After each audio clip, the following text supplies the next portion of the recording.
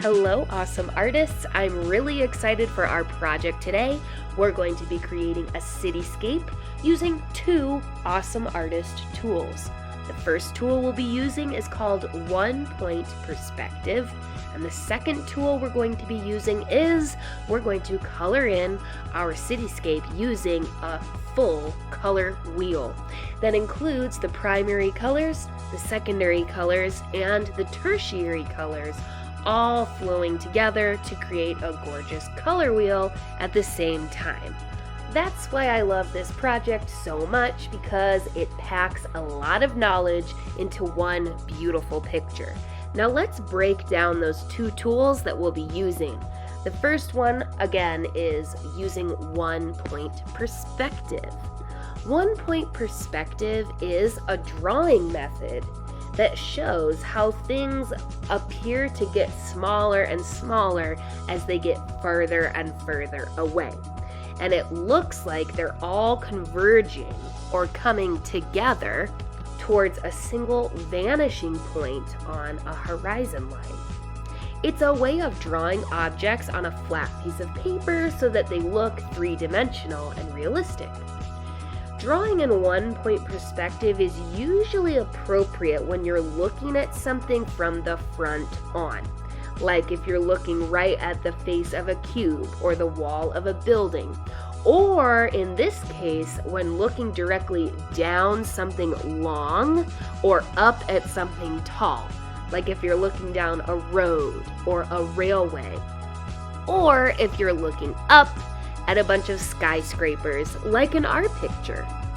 Once we're done drawing using 1-point perspective, then we're going to move on to coloring. And as you can see in my example, we're going to be coloring our buildings with all the colors of the color wheel. Our color wheel is going to include the primary colors, red, yellow, and blue, and in between we're going to have the secondary colors and the tertiary colors. So let's get the drawing started first of all. We're all gonna have a big square of white paper and a paper plate. I was at home, so I used a real ceramic plate. No matter what kind of plate you're using, you're gonna flip it over so that it can lay flat on the paper and trace yourself a big circle in the middle of your paper. Next, we're gonna do some estimating here. We're going to try to create a vanishing point with a polka dot in our best guess at the center of this circle. The vanishing point in the picture is where all the objects start to gradually get smaller and smaller. Once you've guesstimated the center of the circle and you've drawn your vanishing point, it's time to fill up the edges of this circle with buildings. And how we're going to do that is by drawing the sides of the buildings first. What we're going to do is connect our ruler to the vanishing point and connect it all the way out to the edge of the circle, and then draw a line to decide the height of our first building. Now check it out. The side of this building doesn't go all the way to the vanishing point, and that's okay. But we need to make sure that the other side of this building kind of matches the length of the first side. And we need to make sure that both sides of the building are pointing directly at that vanishing point. So to do that, we're going to connect the end of our ruler to the vanishing point, and the other end of the ruler needs to hit the side of the circle, and then we draw the other side of our building. The last thing we need for our first building is the top, and we're going to connect our two lines with a short horizontal line that matches the angle of the edge of the circle. Now we're ready for building number 2, so we're going to rotate our circle one way or the other, connect our ruler to the vanishing point, and add another wall.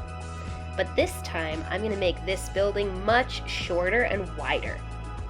The only thing you need to worry about with how wide you make each building is you want enough room for at least 12 buildings, one for each color of the color wheel, and don't forget to add the top of the building too. When we're drawing these buildings, we want to try to include something called variety. In other words, we don't want all the buildings to be the exact same height and the exact same width. We want them all to be taller, shorter, fatter, skinnier, like a real city would have. So this next building, I'm going to make it a different height than all the rest of them I made so far and connect it at the top. The most important thing to remember when you're making your buildings are to leave enough space for at least 12 buildings. To make sure that your buildings have variety in their size. And most important of all, because we're doing 1-point perspective, is to make sure that the sides of the buildings are pointing directly at the vanishing point. And the way that we do that, again, is to use our ruler to connect the vanishing point, the polka dot in the middle, to the edge of the circle before we draw the sides of the buildings. Using those 3 important tips, I'm going to speed things up and fill up the circle all the way around the edge with 1-point perspective buildings. Sweet, I am all done filling up the edge of the circle with 1-point perspective buildings. I have exactly 12. And now I'm ready to decorate each building, again, using variety. Think about the cities that you visited before. What did the skyscrapers look like? What did the older buildings look like? Think about the shapes of the windows and doors. And try to draw a very unique city filled with a variety of different buildings. Now there are just a few rules that you need to follow as you add windows and doors to each of your buildings. The first rule is any vertical up and down lines that you draw, usually for the sides of the windows and the sides of the doors, they need to be pointing at the vanishing point. So whenever you're drawing a vertical up and down line, like me right now, drawing these long vertical lines on this skyscraper, I'm connecting the ruler to the vanishing point and to the edge of the circle. That's rule number 1. Vertical lines need to converge. They need to point at the vanishing point. The second rule is when you're working with horizontal side-to-side lines, like the bottoms and tops of windows or the tops and bottoms of doors, you need to make sure that they match the angle of the top of the building. So now I'm working with the horizontal lines that are going across my skyscraper, and I'm making sure that they are exactly parallel, exactly matching the angle of the top of the building, and that as they get further and further away from the vanishing point in the middle, they get further and further apart. So look here as I'm drawing the horizontal lines of this building at the same angle as the top of the building, and as I scooch down the building and get further and further away from the vanishing point, the lines are getting further and further apart. This is all part of the optical illusion of 1-point perspective. Don't forget to show a little love to the tops of your buildings as well. Okay, building number 1 is done, and I followed the rules of 1-point perspective there. Just in case you didn't quite get it that time, I'm going to go ahead and show you one more time how to add some decorations to building number 2. This time I decided to switch it up and I showed a little love to the top of the building first. So I added this dome, and then I'm going to show you again how to add the angles of the windows and doors just right. So this time I'm going to start with some horizontal lines. These are going to be the bottoms of my windows, and I'm going to make sure that I'm matching the angle of the top of the building. And I'm going to add some short horizontal lines for the bottoms of my windows. Next, I'm going to use the vanishing point to add the sides of these windows. So I'm going to connect my ruler to the vanishing point all the way out to the edge of the circle, and I'm going to add the sides of the windows. Every single side of every single window that I draw is using a ruler, and that ruler is connected to the vanishing point because technically these are vertical up and down lines. Remember that rule. The vertical up and down lines, usually the sides of windows and doors, they need to point at the vanishing point. Now I'm going to do a little something crazy here. The tops of the windows, I'm going to make an arch. So I'm just going to freehand that and draw the tops of the windows that way. If you're drawing rectangular windows, you would need to use your ruler and double check the angle, that the angle of the top of the window matches the top of the building. Now my windows are done, and I'm going to add a great big door on the bottom of this building. The sides of the door are going to be vertical lines, right? They go up and down. That means I need to match the ruler to the vanishing point. For the top of the door, I need to match the angle of the top of the building because it's a horizontal line. I'm going to add one more vertical line in the middle of the doorway. Look, my ruler's touching the vanishing point because it's a vertical line. And now I've kind of split my door into two.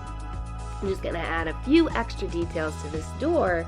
And now I kind of have an older looking Capitol building with a dome on top. Now I'm going to speed things up. I'm going to continue adding windows, doors, and decorations to each of my buildings. I'm going to try to use variety and make them all different. And you are about to do the same. Just please remember the two rules. Vertical lines need to point at the vanishing point. The ruler needs to touch the vanishing point to help guide you on those vertical lines. Horizontal side-to-side lines, they need to match the angle of the top of your building. Once you're all done decorating each building in a unique way, it's time to trace our drawing. And we're going to use something called line quality to do it. That means we're going to use thicker lines and thinner lines to create more interest in this drawing.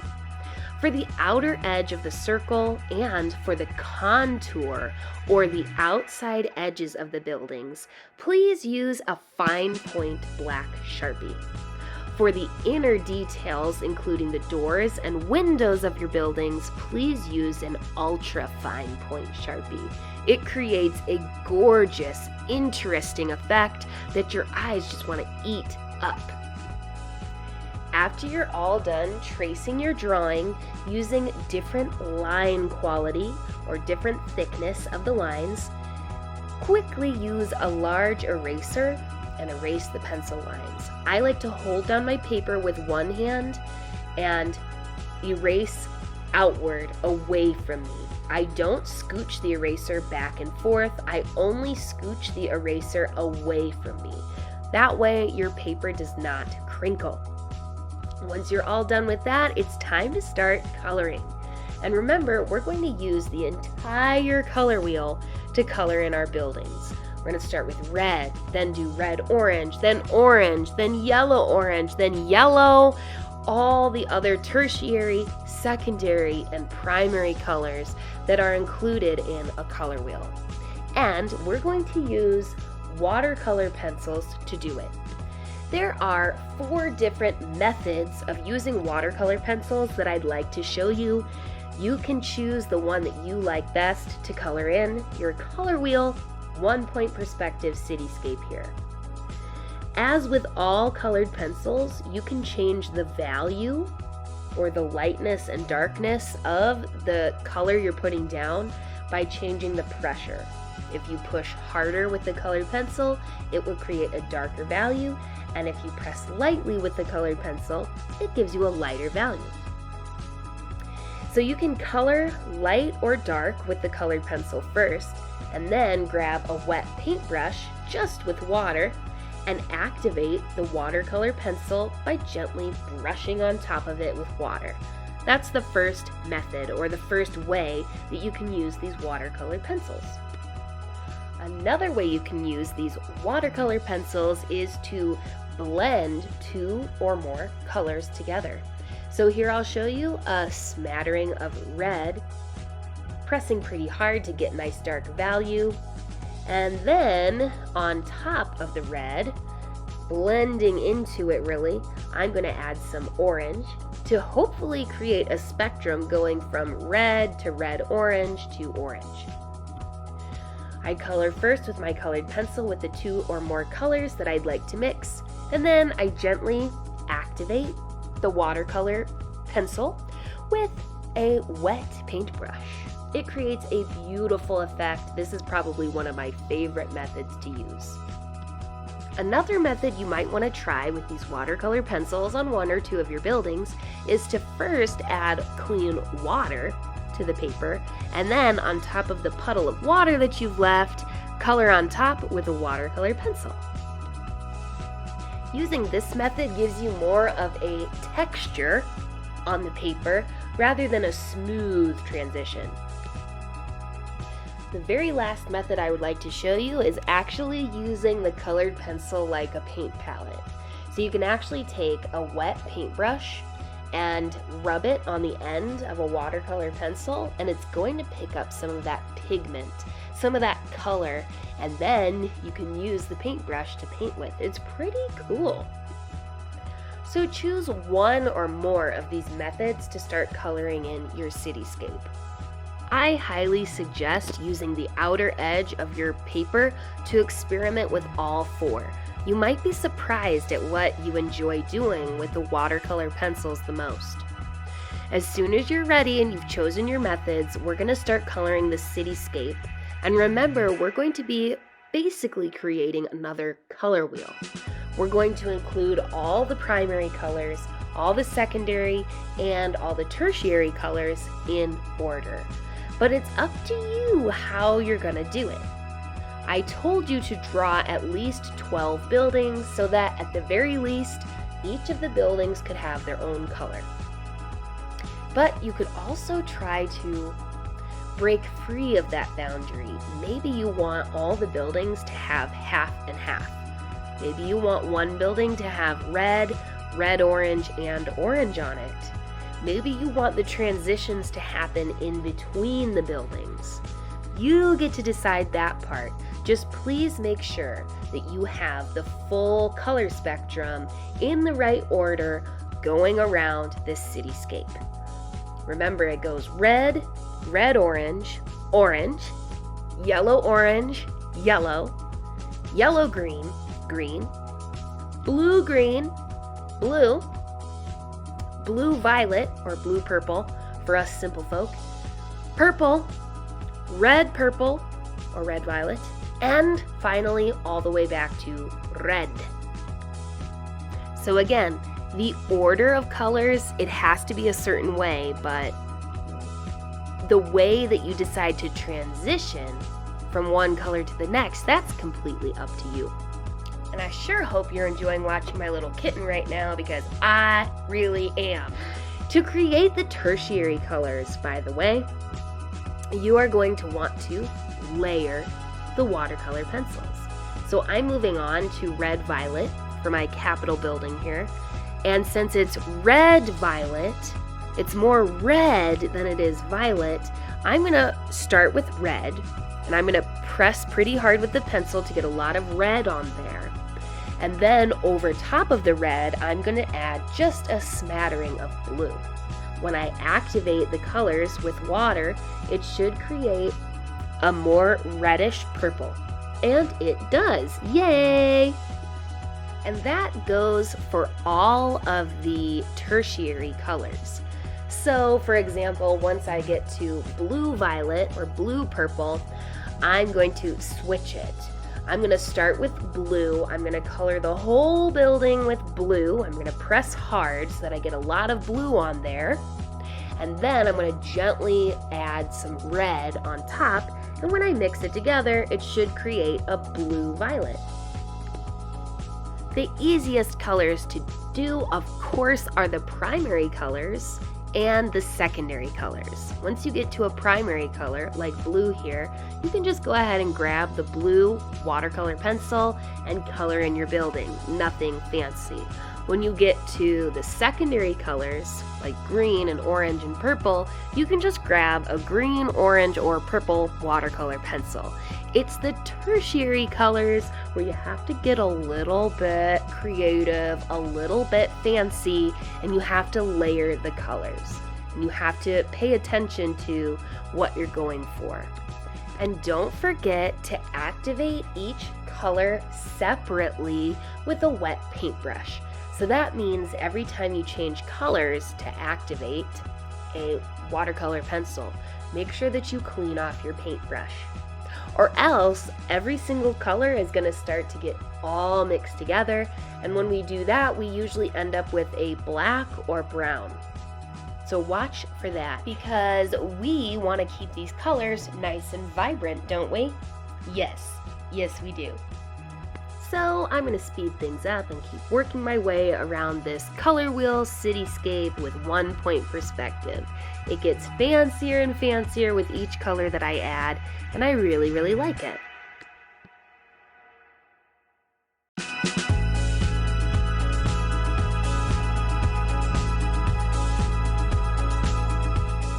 Once you're done adding the color wheel colors to your cityscape, it's time to put a little TLC into the sky.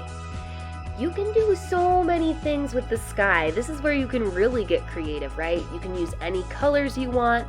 You can do any type of weather. You could do nighttime, daytime, sunny blue sky with big puffy clouds, or a starry night sky. After your initial painting, it really is a painting now, after that's all dried out, you can actually go back in with the watercolor pencils, and on the dry paper, you can add more color. You can add layers of color. You can make things darker and have a more rich value to them. What I decided to do after my painting was all dry was to add more transitioning colors. So I kind of added a smattering of color in between each of the buildings to help them transition more slowly from color to color. And I also decided to add a darker value to my night sky. Don't forget though, if you decide to go back in and add more layers of color, that you do have to activate those colors. When you activate the watercolor pencils, it makes them brighter and smoother and much more beautiful for the eyes to look at. Now, I know a lot of this project has a lot of rules, especially with the coloring, right? Because you have to stick with the color wheel colors. Well, I want to encourage you at any point that you possibly can to take this project and give it your own twist. For me personally, the sky just wasn't doing it for me. Just having the black sky, I added some blue and pink in there, but it didn't really work out like I thought it would. So I decided to use a small paintbrush and paint the sky, literally paint the sky with glue, and then sprinkle on some silver glitter to make it look more like the Milky Way galaxy and to make it sparkly and just have that extra pizzazz that I felt like my project was missing. If you like that idea, you can do it too, or you can think of your own unique twist to add to this project. Whatever you decide to do, as soon as it's all dry and safe for you to cut, grab some scissors and cut your way around the outside edge of this circle. I hope you really enjoyed creating your color wheel 1-point perspective cityscape. I hope it cleared up what 1-point perspective exactly is and how to do it, and also was a great reminder for you about those primary, secondary, and tertiary colors. I am so excited to see how these turn out. Catch you on the flip side.